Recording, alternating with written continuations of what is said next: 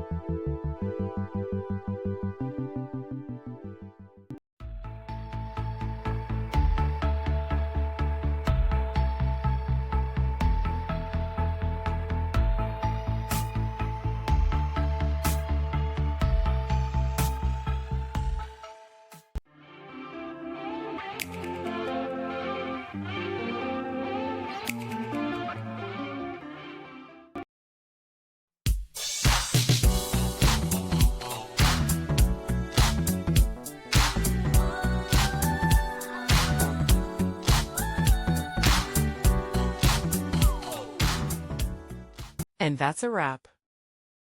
I hope you found the answer you were looking for. If you did, take a second to hit that subscribe button. It really helps out. And let me know in the comments which solution worked best for you. See you next time in the debug zone.